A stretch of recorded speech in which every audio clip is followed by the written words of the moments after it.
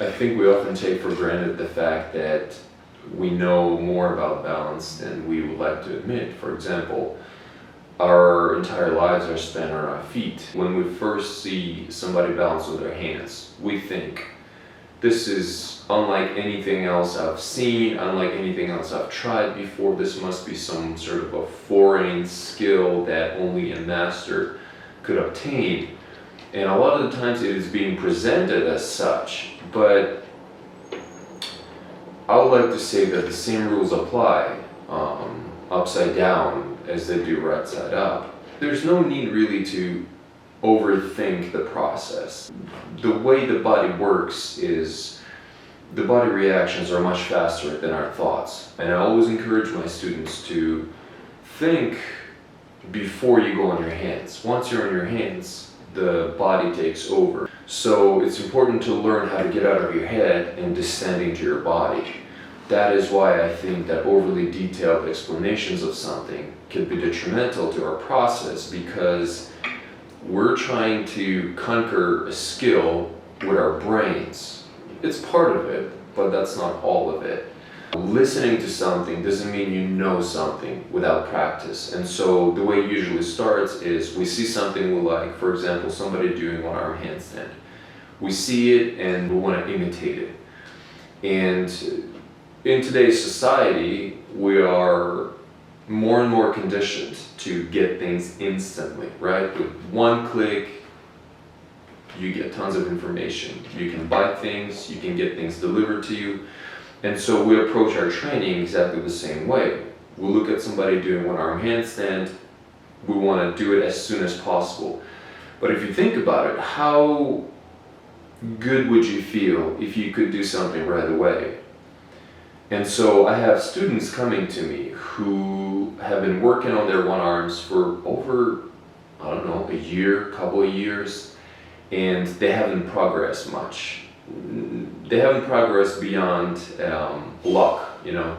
This time it works, for the next 2 weeks it doesn't work.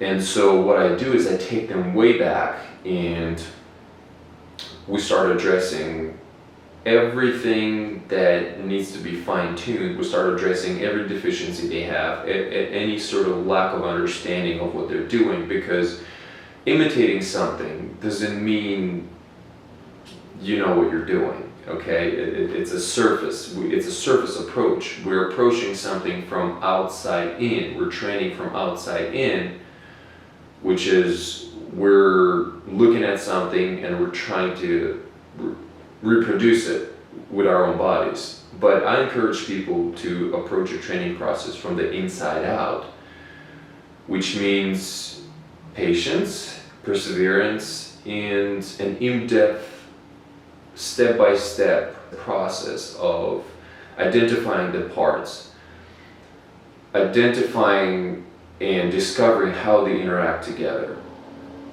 and then working on convergence of all of these different parts into a single act of balance. And this is basically what my process is all about. Initially when I first started, I approached it from the standpoint of, I'm going to figure it out by myself. I'm going to use my intuition. I have a lot of passion for it. Therefore, I'm not going to stop until I achieve what I want, which was to become a hand balancer, what I am today. And then after years and years of that kind of approach, with the advent of cameras and the ability to see yourself, when I looked at myself and I saw what my handstands looked like, I realized that I had a lot to work on still, and that means I had to realign pretty much everything I'm doing. My elbows were bending, my shoulders weren't on the proper level, one was lower, one was higher. I wasn't pointing my feet as much as I should have. And just in general, what attracted me to doing handstands is symmetry. It was a dance of symmetry, alignment, control, strength, imagination,